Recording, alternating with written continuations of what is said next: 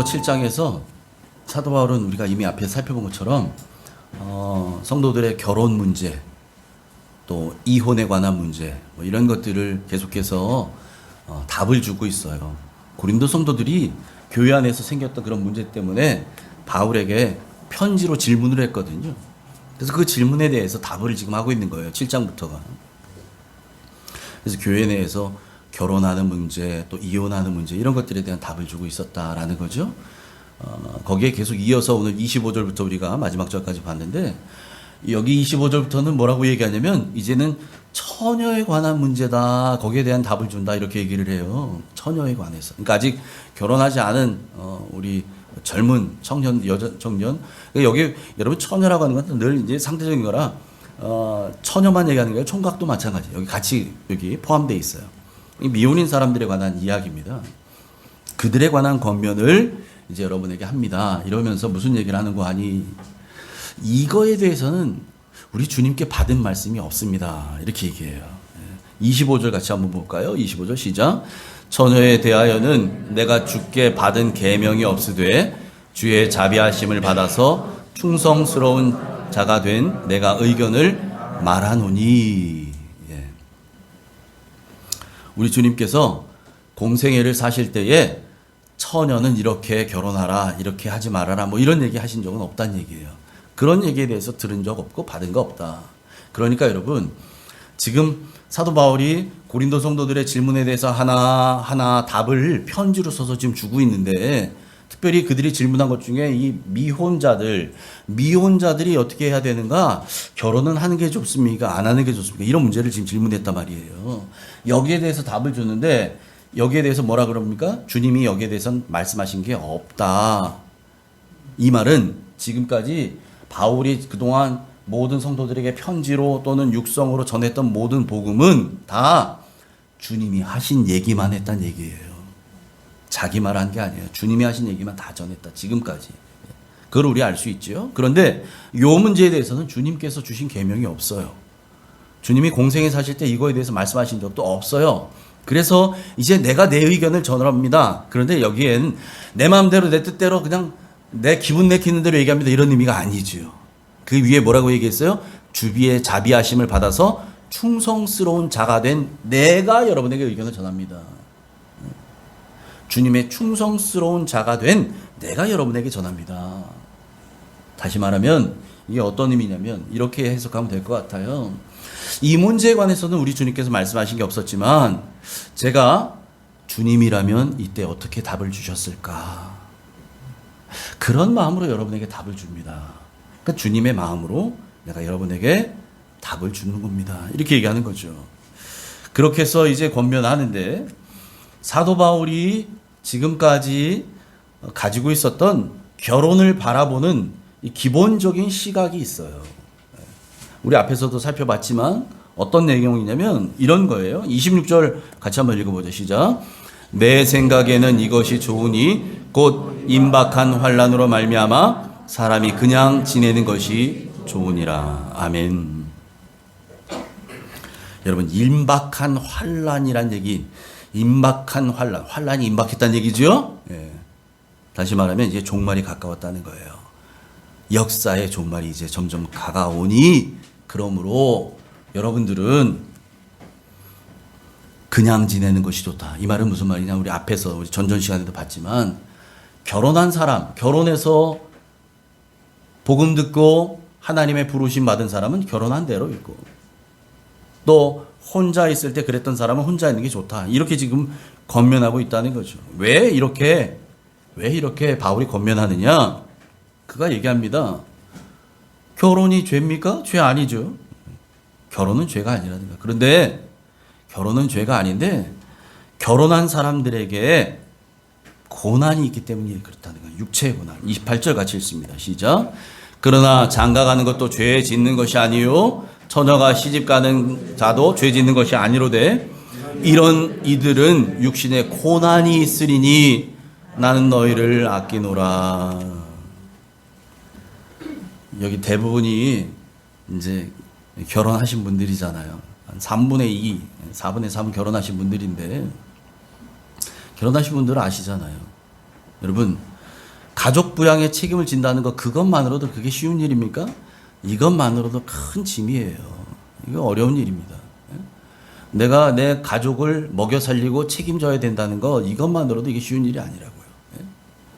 그것 때문에 원하던 원치 않던 이른 아침부터, 우리 성도님들도 그런 분들 대부분이시지만 새벽부터 일터에 나가시는 분들, 또 밤늦게까지 일하시는 분들, 한 가지 일로 안 돼서 두 가지, 세 가지 일을 겸해서 하시는 분들, 이런 분들이 얼마나 많아요. 요즘 같은 시대에 더 그렇잖아요. 그거로도 안 되니까 뭐 혼자 벌어 안 되니까 둘이 벌고 셋이 벌고 막 이래야만 겨우겨우 생활할 수 있는. 여러분, 그런 일들이 우리의 일이잖아요. 그것만으로도 쉽지 않아요.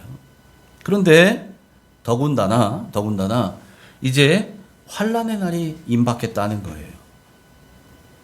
환난의 날이 임하게 되면, 환난의 날에 임하게 될 그 큰 어려움을 생각해 보니, 그렇지 않아도 가족을 책임진다는 것 자체가 큰 짐인데, 그 짐을 안고 있는 사람이 이런 거죠. 짐을 안고 있는 사람이 평탄한 길 걸어가는 것도 쉽지 않아요. 지치고 쓰러질 수 있어요. 그런데 이 짐을 진 사람이 바람 부는 낭떠러지에 놓여 있는 외나무 다리를 건너간다고 생각해 보세요. 더 힘들죠. 더 힘들어. 그런 거예요. 그래서 그들을 위해 내가 말한다는 거죠. 이런 이들은 육신에 고난이 있다.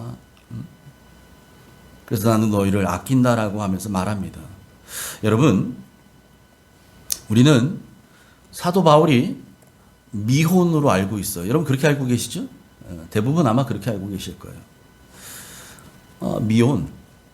근데 정말 미혼. 미혼이라는 얘기는 결혼 안 한 사람을 미혼이라고 하잖아요. 사도 바울이 정말 결혼을 안 했는가?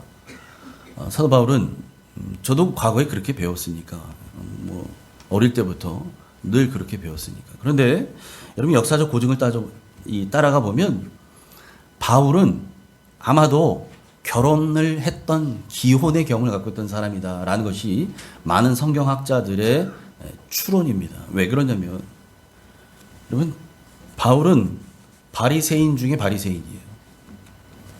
그리고 그가 회당에 가서 뭘 했냐면, 성경에 보면, 사도행전에 보면 다니는 회당, 복음을 전할 때 한 지역 가면 먼저 회당을 찾아갔어요. 회당에서 예배를 드리고, 오늘날로 말하면 예배고, 예전에는 이 하나님의 말씀을 선포할 때에 오늘 여러분처럼 성경을 다 갖고 있는 게 아니니까 이 앞에서 제사장 또는 랍비가 예? 두루마리 성경을 읽습니다. 그럼 성도들이 들어요. 그걸 읽고 거기에 대한 것들을 해석을 해줍니다. 이걸 누가 하느냐? 이게 유대 랍비가 하는 일들이에요. 랍비. 그래서 회당에서 랍비들이 뭐라고 얘기하냐면, 이렇게 봐서 늘 우리 성도님들 늘 오시는 분들이 왔네. 그런데 저 뒤에 처음 분, 낯선 분이 와 있어요. 그런데 그분의 행색을 보아하니 범상치가 않아요. 예. 여러분, 우리 성도님들 보통 예배할 때 그냥 뭐 반편한 복장으로 오시지만, 정말 예배의 소중함 또는 예배에 대한 어떤 무게감을 갖고 오시는 분들은 좀 차림새도 갖추고 오거든요. 그것이 맞죠. 예. 여러분, 중요한 사람 만나러 가는데 뭐 추리닝 바람에 슬리퍼 끌고 가서 사람 만나는 사람 있어요? 하다못해 면접을 봐도 그렇게는 안 봐요. 그죠? 예. 하나님을 배우는 자리예요. 그러면 조금 내가 차릴 수 있는 차림도 좀 달리하죠. 아무튼 그렇게 가는데, 그렇게 해서 회당 뒷자리에 앉아 있어요. 그러면 여러분, 이게 일반적인 예입니다. 앞에선 랍비는요, 뒤에 앉아 있는 낯선 사람에게 묻습니다. 내가 오늘 이렇게 말씀 전했는데 이것 외에도 다른 말씀을 전하실 분이 혹시 계십니까? 뒤에 보아하니 랍비 같으신데 선생님은 어디에서 오셨나요? 묻습니다. 그렇게 해서 여러분, 바울이 항상 뒤에서 낯선 회당에 가서 그래서 여러분, 유대인 회당은 복음을 전할 수 있는 가장 좋은 황금 어장이었어요. 사도 바울에게는. 가는 곳마다 회당을 찾아가잖아요. 그렇게 해서 불러요. 그러면 그가 일어나서 말하지요. 저는 어디에서 온 랍비 바울이라고 합니다. 혹시 하나님께서 주신 말씀, 전하실 귀한 말씀이 있으신가요? 이렇게 물어보는 게 예의거든요. 랍비가 오셨을 때는 저도 그런 거죠. 뒤에 훌륭한 목사님이 우리 교회를 방문해 오셨어요. 목사님 혹시 우리 성도님들을 위해서 권면해 주실 말씀이 있으신가요? 예. 또는 축복해 주실 말씀이 있으신가요? 하고 부탁을 드리잖아요. 예. 그래서 안 되면 축도라도 부탁하고 이렇게 하는 것처럼 부탁합니다. 그렇게 해서 사도 바울이 이것이 그 기회를 타서 나와서 예수 그리스도의 복음을 전합니다. 여러분 이렇게 해서 사도 바울이 복음의 이 선교 행전들을 써 나갔던 거예요. 사도행전이 그렇게 기록된 거예요. 그러니까 바울은 바리새파 랍비였다는 얘기죠. 랍비였어요. 근데 여러분 랍비는요, 유대인 랍비는 결혼한 사람만 될 수 있어요. 결혼한 사람만. 미혼인 사람 될 수 없어요.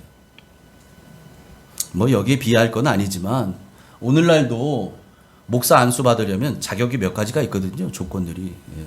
그 중에 하나가 기혼자여야 된다. 이런 것들이 있어요. 예.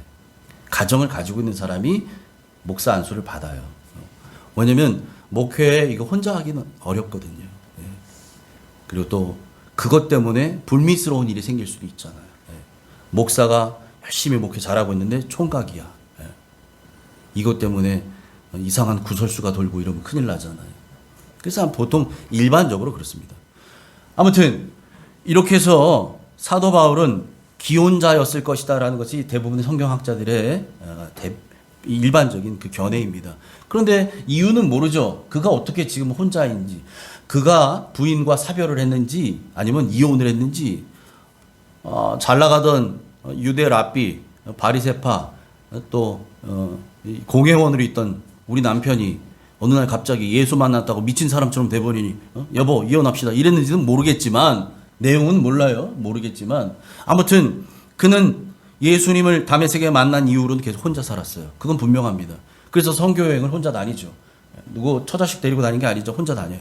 그리고 계속해서 그가 복음서에서 서신서에서 말하는 것이 그가 혼자 살고 있다라는 얘기들을 하고 있어요.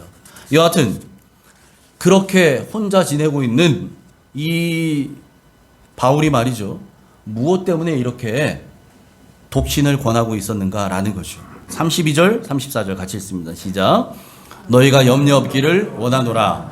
장가가지 않은 자는 주의 일을 염려하여 어찌하여야 주를 기쁘시게 할까 하되, 장가간 자는 세상 일을 염려하여 어찌하여야 아내를 기쁘게 할까 하여 마음이 갈라지며, 시집가지 않은 자와 처녀는 주의 일을 염려하여 몸과 영을 다 거룩하게 하려 하되, 시집간 자는 세상 일을 염려하여 어찌하여야 남편을 기쁘게 할까 하느니라.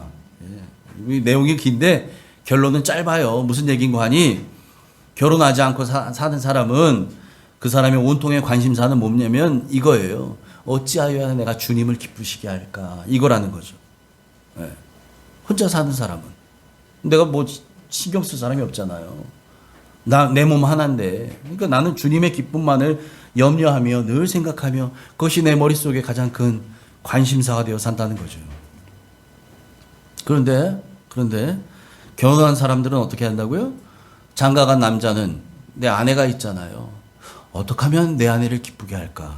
또 결혼한 아내는 어떻게 하면 내 남편을 기쁘게 할까? 이거만 염려하고 있다는 거예요. 그럴 수밖에 없는 거죠. 여러분, 이런 마음이 있으니까 결혼하는 거죠. 내가 이 남자만 있으면 돼, 이 여자만 있으면 돼, 이런 마음이 있으니까 결혼하는 거죠. 그렇게 해서 결혼을 하면 나의 모든 관심사는 어디가 있어요? 이 사랑하는 사람한테 가 있는 거예요. 그건 당연한 거예요. 당연하죠. 그래서 콩깍지 씌었다고 하잖아요. 세상 사람들 많아도 눈에 보이는 건 이 사람만 보이는 거예요. 여러분, 그래야 결혼하는 거잖아요. 다 그래서 결혼하셨잖아요. 안 그러셨나? 다 그런 경험이 있으시잖아요. 다 그래서 결혼해요. 할 때는. 그래서 결혼합니다. 그래서 결혼한 사람들 그렇게 사니까 바울이 말하는 거예요. 여러분, 그렇게 살기보다는 주님을 기쁘시게 하기 위해서 마음을 쏟으며 살기를 저는 원합니다. 그래서 바울이 계속해서 독신을 권했던 거예요. 왜? 그는 그렇게 주님의 기쁨을 위해서 사는 것을 우리의 유익을 위한 거라고 말하거든요. 35절 같이 읽습니다. 시작. 내가 이것을 말함은 너희에게 올무를 놓으려 함이 아니니 오직 너희로 하여금 이치에 합당하게 하여 흐트러짐이 없이 주를 섬기게 하려 함이라. 아멘. 바울은 지금 올무를 씌우려고 하는 거 아니라는 거예요. 고린도 성도들에게. 막 독신의 올무, 결혼하면 안 돼! 이런 올무를 씌우라는 게 아니라, 오늘 여기 보니까, 이치에 합당하게 하여, 이렇게 지금 한글 우리 개역개정에는 번역되어 있는데, 이게 새 번역 성경에는 이렇게 번역되어 있습니다. 품위 있게 살도록, 품위 있게 살면서 흐트러짐 없이 주님을 섬기는 그런 사람이 되게 하려고 내가 이렇게 권한다. 아무래도 여러분, 혼자 사는 사람은 결혼한 사람들처럼 가정사에 얽매이거나 이러지는 않을 거 아니에요. 그러니까 주님의 일에 전념하기 훨씬 더 쉽겠지요. 그런 얘기를 하는 거예요. 자, 여기까지 얘기하면 우리 성도님들 중에는 뭐야, 난 결혼했는데 뭐야, 또는 뭐야, 나 결혼 날짜 잡아놨는데 결혼하지 말라는 건가? 이렇게 생각하시는 분이 계실지 몰라요. 여러분, 결혼이 우리에게 주는 기쁨과 유익이 있어요. 이건 여러분 결혼하지 않은 사람들은 모르죠. 이런 말 있잖아요. 결혼은 해도 후회, 안 해도 후회. 혹시 그런 말 들어보셨나요? 해도 후회, 안 해도 후회. 어차피 후회할 거라면 하고 후회하자. 이런 농담도 있지만 여러분, 결혼이 우리에게 주는, 결혼하지 않은 사람들이 경험하지 못한 기쁨과 유익이 큰 유익이 있다는 거죠. 어떤 겁니까? 여러분, 결혼을 통해서 우리는 사랑하는 사람과 함께 사는 그 기쁨을 맛볼 수 있어요. 또 결혼한 사람들에게 주어지는, 요즘 혼전에도 그런 일이 생겨서 이게 사회적 문제가 되긴 하지만, 여하튼 여러분, 하나님의 축복으로 생명을 주시잖아요. 부부에게 생명을 주십니다. 그래서 그 자녀를 낳고 기르는 기쁨을 맛볼 수 있는 거죠. 누가? 결혼한 사람이에요. 또 결혼해서 부모가 되면, 부모가 되고 난 사람은 부모가 되고 나니 부모의 마음을 이해한다고 하잖아요. 부모가 되고 나면. 여러분, 내가 부모가 돼서 육신의 부모의 마음만 이해할 뿐만 아니라 하나님께서 가정이라고 하는 제도를 허락하실 때는 그것을 통해서 부모된 우리에게 하나님 아버지의 마음을 조금이라도 알게 하시는 거예요. 이런 복이 있습니다. 그 아들 예수 그리스도를 내어주실 때 하나님 아버지의 마음, 자녀 가진 여러분들은 다 이해하실 수 있죠. 상황을 대입시켜 보면 되거든요. 내 아들을, 내 딸을, 원수들을 왜 십자가에 내가 죽게 버려둬야 된다. 여러분, 이게 가당키나 한 일이냐고요. 근데 그 일을 하나님 아버지가 하셨다는 거예요. 뿐만 아니라 결혼한 사람들은 가정이 주는 안정감을 경험합니다. 혼자 있을 때와 가정이 있을 때는 달라요. 심리적 안정감이 있어요. 이 안정감을 통해서 평안한 삶을 맛보며 살 수 있게 되는 거죠. 뿐만 아니라 결혼한 사람들에게 주시는 임하는 가장 큰 축복 중에 하나는 사랑하는 가족과 함께 가정에서 가족과 함께 천국을 맛본다는 거예요. 천국. 천국. 여러분, 이것이야말로 결혼을 통해서, 가정을 통해서 우리에게 주시는 하나님의 가장 큰 복인 줄 믿습니다. 여러분, 이 외에도 결혼이 우리에게 주는 유익은 참으로 많죠. 제가 다 나열할 수 없지만 몇 가지만 지금 나열해 본 거예요.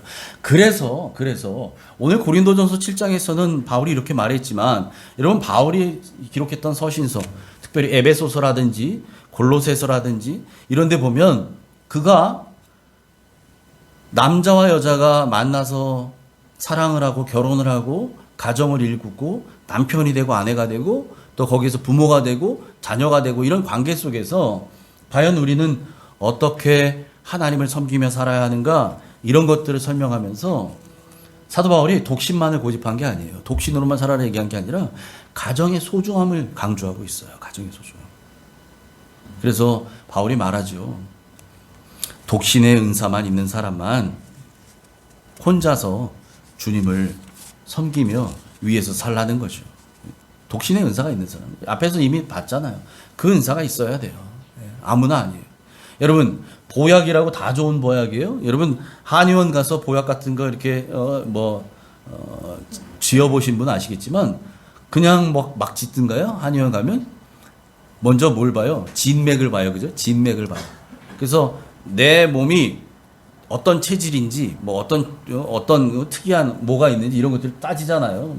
뭐 저야 잘 모르지만 뭐 태음인인지 태양인인지 뭐 소음인지 소양인 뭐 이런 것부터 해서 뭐 체질을 구분하고 뭘 구분하고 막 하잖아요. 거기에 맞춰서 나에게 맞는 보약을 짓는 거죠. 그래야 그것이 나에게 도움이 되는 보약이 되는 거지. 여러분, 내 컨디션, 내 몸 상태와 전혀 맞지 않는 거, 그게 제 아무리 100만 원, 200만 원짜리 보약이라도 그건 내 약 아닙니다. 그거 먹었는데 나에게 아무 소용도 없는 거예요. 그건 내 보약 아닌 거죠. 여러분, 그러니까 우리는 나에게 이 독신의 은사가 있는지, 이 성적 절제 은사가 있는지 이거 먼저 점검해 봐야 돼요. 여러분, 이게 있다면 독신으로 살아도 괜찮지만 이게 아니라면 그런 사람에게 독신을 권한다? 그 사람에게는 오히려 독이 되죠. 그건 독이 됩니다. 약이 아니에요. 독이 돼요. 또 이런 결혼 문제는 남편과 사별한 여인들, 혼자 된 여인들에게도 그 여인들이 다시 재혼하는 경우에도 똑같이 적용됩니다. 39절 같이 읽어보죠. 시작. 아내는 그 남편이 살아있는 동안에 매여 있다가 남편이 죽으면 자유로워 자기 뜻대로 시집 갈 것이나 주 안에서만 할 것이니라. 아멘. 결혼한 여인은 남편에게 매여 있는 건데, 매여 있지만 남편이 죽었어요? 그러면 자유로워진다는 거죠. 그러면 그 뒤에는 마음대로 재혼할 수 있다. 이런 얘기예요. 남편이 있는데 마음대로 재혼하면 안 되죠. 그래서 여러분이 지난 시간에 봤죠. 이혼한 여인들을 향해서 바울이 뭐라고 얘기해요? 이혼했다면 남편과 갈라섰느냐? 혼자 지내라. 만약에 다시 결혼 생각이 있으면 내 원래 남편과 합하라. 이렇게 얘기하잖아요. 예. 그런데 그 남편이 아예 죽었어요. 그러면 더 이상 합할 남자가 없어요. 그럴 그때는 내 마음대로 재혼해도 된다 이 말인데, 근데 문제는 뭐냐? 오늘 성경에서 얘기합니다. 한 가지 잊지 말아야 할 것이 있다는 거예요. 주 안에서만 할 것이다. 주 안에서만 재혼하라는 얘기예요. 이 말은 무슨 말입니까? 재혼하더라도 선택할 때 아무나 막 붙잡고 재혼하는 게 아니라 믿는 사람하고 하라 얘기예요. 믿는 사람하고. 예. 나하고 신앙의 코드가 맞는 사람, 함께 천국을 소망할 수 있는 사람, 그런 사람하고 재혼하라. 이런 얘기예요. 이걸 권면합니다. 왜 이렇게 권해줄까요? 바울이 우리의 평안한 삶을 위해서 그래요. 이게 지난 시간에 우리 본 거잖아요. 너의 평안을 위해서 그런다고 말해요. 여러분, 이게 안 맞아버리면, 코드가 안 맞아버리면, 영적 코드가 안 맞아버리면 계속해서 싸움이 일어나잖아요. 싸움이 일어납니다. 그럼 우리 가정이 천국 돼야 되는데 가정이 천국이 아니에요. 이게 얼마나 힘들어요. 그래서 영적 코드가 맞는 거 이거 너무너무 중요하죠. 그래서 여러분, 우리 청년들 또 혹시라도 이 중에 혹여라도 재혼을 생각하는 분이 계신다면 여러분, 믿음의 배우자를 선택하시기 바랍니다. 이건 제 얘기가 아니고요. 하나님이 하신 말씀이에요. 믿음의 배우자를 선택하는 거죠. 왜요? 그게 여러분의 영혼을 위하는 거예요. 여러분의 평안한 삶을 위한 거예요. 그렇게 하시기를 축복합니다. 아멘. 자, 이제 마지막으로 우리가 하나 주목해야 될 부분이 있어요. 제가 그걸 뒤로 빼서 오늘 이제 마지막에 좀 전하려고 하는데, 이 구절은 조금 난해하기도 하고 또 그만큼 중요하기도 합니다. 어디냐? 29절부터 31절이에요. 같이 읽습니다. 시작. 형제들아, 내가 이 말을 하노니 그때가 단축하여 진고로 이후부터 안에 있는 자들은 없는 자같이 하며 우는 자들은 울지 않는 자같이 하며 기쁜 자들은 기쁘지 않은 자같이 하며 매매하는 자들은 없는 자같이 하며 세상 물건을 쓰는 자들은 다 쓰지 못하는 자같이 하라. 이 세상의 외형은 지나감이니라. 아멘. 서뜻 이해가 되나요, 여러분? 이 말씀이? 잘 안 되죠? 난해합니다. 근데 난해한 만큼 이 구절이 중요합니다. 지금 바울이요, 요 석절의 말씀을 통해서 29절, 30절, 31절을 통해서 무엇을 말하고자 하는 거냐면, 우리 예수 믿는 그리스도인들이 이 세상을 어떻게 살아가야 하는지에 대해서 권면하고 있어요. 여러분 이렇게 살아가십시오라고 해서 총 5가지의 권면을 합니다. 5가지 권면. 그 권면을 통해서 무엇을 말하고자 하는지를 한번 보자고요. 첫 번째 권면이 이런 겁니다. 이후부터는 안에 있는 자들은, 결혼해서 내 아내가 있어요, 안에 있는 자들은 없는 자 같이 하라. 뭐야 이 말이? 안에 있는 자가 없는 자 같이 하라. 그럼 나 총각 행세하라는 얘기인가? 이런 얘기가 아니에요. 이렇게 오해하시면 안 된다고요. 안에 있는 자들은 없는 자, 안에 없는 자 같이 살라고 권면하는 것은 무슨 말이냐? 여러분, 인생의 목표를 결혼 생활이 내 인생의 최종 목표로 삼고 살지 말라는 거예요. 그런 사람들은 앞에서 말했잖아요. 어떻게 하면 내 아내를 기쁘게 할까만 온전히 생각하며 평생 살아요.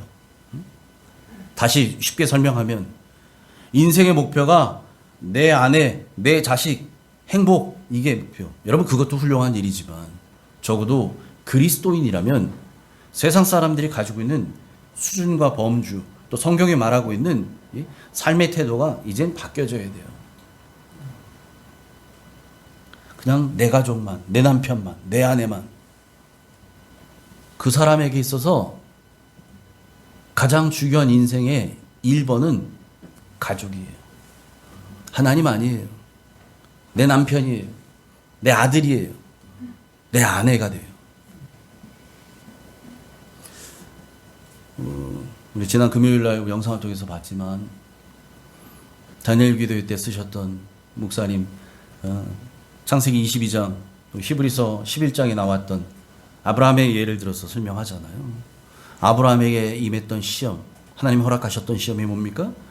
네 아들, 네 사랑하는 독자 이삭을 바쳐라. 아브라함에게 그 아들 독자 이삭은 인생의 전부였어요. 이삭을 위해 사는 인생이었던 거죠. 이삭만 있으면 나는 행복할 수 있어.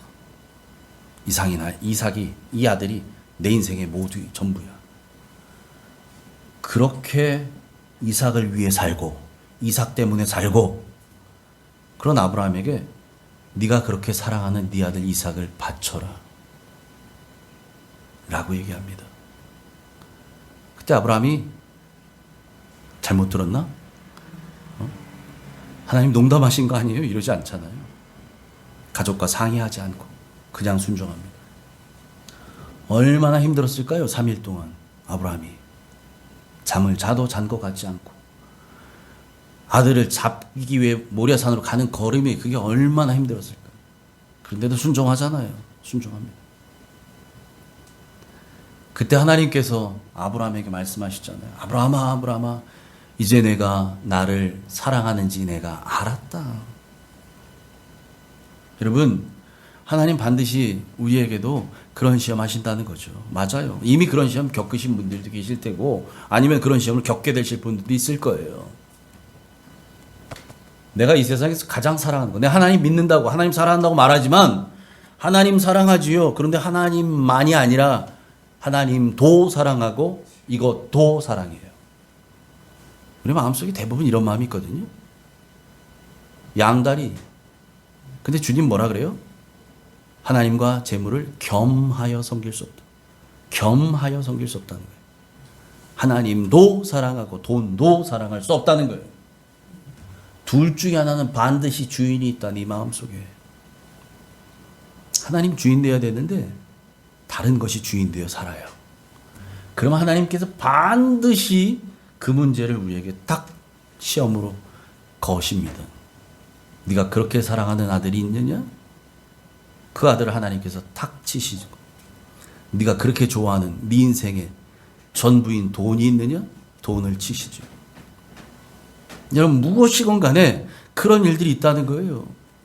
여러분, 그래서 오늘 이 결혼 생활을 최종 목표로 삼는 사람들, 이런 사람들에게 권면하는 거예요. 천국의 소망, 영생을 소망 삼아 사십시오. 그게 아내 없는 자 같이 사는 거예요. 아내 없는 사람들, 혼자인 사람들 어떻게 살아요? 어떻게 하면 주님을 기쁘시게 할까를 생각하며 살잖아요. 예? 그런다고 했잖아요. 자, 두 번째, 우는 자들은 울지 않는 자 같이 하라는 거죠. 또 세 번째, 기쁜 자들은 기쁘지 않은 자 같이 하랍니다. 살다 보면 울 때도 있고 웃을 때도 있는 거죠. 예. 울기도 하고 웃기도 하는 거죠. 뭐 그런 일들이 있는 거잖아요. 그런데 여러분, 그 모든 상황에서 우리는 이 감정에 지배당하면 안 됩니다. 감정에 지배당하면 안 돼요. 근데 여러분, 가만히 생각해 보세요. 사람들이 왜 이 감정에 지배당해서 또 울기도 하고 웃기도 하는가? 대부분이요, 세상의 가치, 다시 말해서 세상에 좋다고 하는 것, 내가 추구하는 것, 이거 얻으면 행복해하고 웃고, 이거 잃어버리면 슬퍼하고 웁니다. 이런 거죠.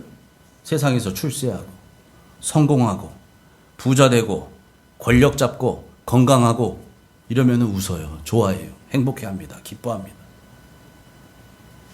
예수 믿든 안 믿든 다 그러잖아요. 그리고 살아요. 예. 반대로 출세하는 게 아니고 망하고, 다 잃어버리고 가난해지고 건강 잃어버려서 몸에 병들고 또 인생에 고난이 찾아오고 이러면 웁니다. 눈물을 흘리는 거죠. 여러분, 그런 우리에게 바울은 말하는 거예요. 그런 세상 가치에 목숨 걸지 말라는 거예요. 천국 영생의 소망으로 살라는 거예요. 왜 그러느냐? 진짜 우리가 목숨 걸어야 할 것이 있다는 거예요. 목숨 걸어야 할 가치에 눈을 뜨라는 겁니다. 그것이 영원한 천국의 소망인 줄 믿습니다. 거기에 눈을 뜨셔야 돼요. 그래야 일이 일비하지 않아요. 뭐 좀 돈이 들어오는 것 같으면 확 좋아하다가 안 들어오는 것 같으면 우울해지고 이러지 않을 수 있어요. 다음에 나오는 것이 네 번째, 다섯 번째가 무슨 얘기합니까? 매매하는 자들은 없는 자 같이 하라고 얘기합니다. 물건을 매매해서 사는 사람들은 내가 물건 샀는데 그것을 소유하지 않은 것처럼, 내가 돈 주고 산 이 물건이 이게 내 거가 아닌 것처럼 그렇게 쓰고 살라는 거예요. 또 물건을, 세상 물건 쓰는 자들은 다 쓰지 못하는 것 같이 아체해라. 여기에다가 막 누가 집어가면 안 돼. 막 내 이름 고봉용 3개 막 진하게 써가지고 이건 영원히 내 거야. 막 이런 거 있잖아요. 근데 그렇게 살지 말라는 거예요. 왜? 이 세상의 외형은 지나갑니다. 여러분, 세상에서 우리가 사용하는 것들 있잖아요. 여러분이 타고 다니는 자동차, 여러분이 살고 있는 집, 여러분이 입고 있는 뭐 그 좋은 옷들, 누리는 그 모든 것들이요, 그거 절대시하지 말라는 거예요. 마치 그게 우리에게 진정한 행복을 줄 것처럼 그거 우상화하지 말라는 거예요. 거기에 푹 빠져 살지 말라는 거예요. 그래서 여러분, 이런 말이 있잖아요.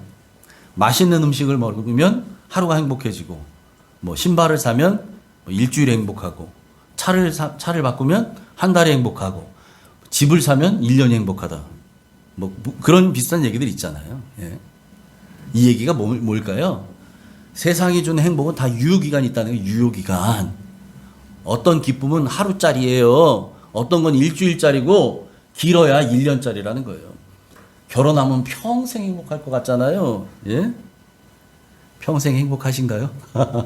예? 그래서 여러분, 신혼의 기쁨이라고 보통 얘기하는 신혼. 그 신혼의 유효기간이 얼마일까요? 사람마다 다르다고는 하더라고요. 어떤 사람은 뭐 1년, 뭐 2년, 3년. 그걸 신혼을 30년을 신혼이라고 하진 않잖아요. 다 유효기간이 있는 거예요. 유효기간. 기쁨도 행복도 그런 유효기간이 있어요. 다시 말해서 이 세상에서 우리를 행복하게 할 것 같고 기쁘게 할 것 같고 하는 그 모든 것들 영원한 것 없다는 얘기예요. 주님밖에는 없습니다. 아멘. 아멘. 여러분, 그래서 바울이 말하는 겁니다.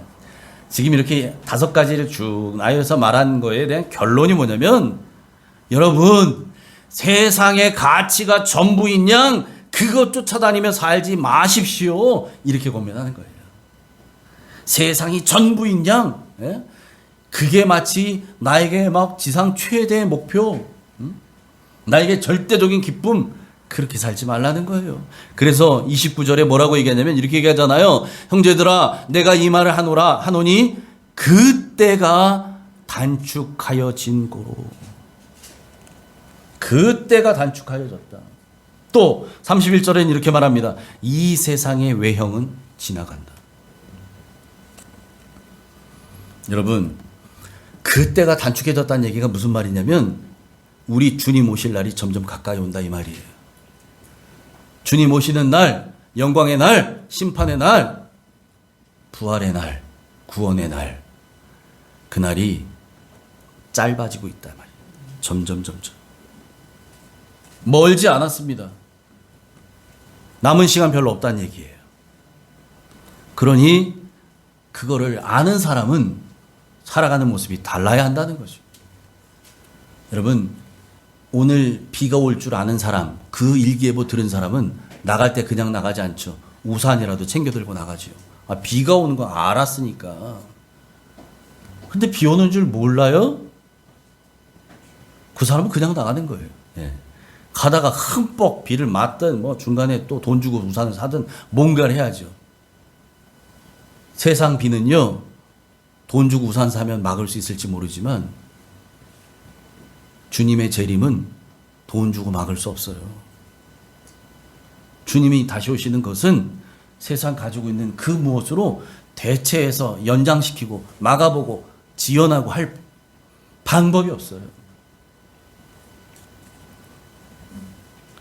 여러분, 그날이 오면 이 세상의 외형은 다 지나갑니다. 무슨 말입니까? 이 세상의 모든 것들 다 사라집니다. 천지가 말려서 사라진다고 얘기했잖아요. 베드로서에. 다 말려집니다. 다 불살라질 것이다. 그러나 영원한 것 하나가 있죠. 하나님 말씀, 율법의 1.1획도 변하지 않습니다. 하나님만 영원하시다는 얘기예요. 다 사라질 겁니다. 다 없어져요. 이 땅 살면서 어떻게든 더 가져보려고 우리가 아둥바둥했던 것들이 있잖아요. 그걸 위해서 정말 밤잠 안 자고 막 먹는 것도 안 먹고 막 그렇게 뭔가 얻기 위해, 갖기 위해, 유지하기 위해 지키려고 했던 그 모든 것들이 있잖아요. 그 모든 이 세상의 외형은 다 사라질 겁니다. 다 사라져요. 그러므로 이제 우리는 어떻게 살라는 겁니까? 다시 오실 주님, 그리고 영원히 살 우리의 진짜 집인 저 하늘 본향, 그 천국에서 누릴 영생에 대한 소망으로 살라고 권면하는 겁니다. 여러분, 바울이 결혼을 얘기하다가, 결혼을 하느냐 마느냐를 얘기하다가 이 얘기를 집어넣었어요, 가운데. 제가 말씀 묵상하는데 결론이 이거구나. 이 말씀이 뒤에 있지 않고 중간에 있긴 해요. 근데 오늘 제가 설교의 결론을 이걸로 잡잖아요. 여러분, 이게 가장 중요합니다. 이것만 분명하면 돼요. 여러분, 이 땅을 우리는 딛고 살아요.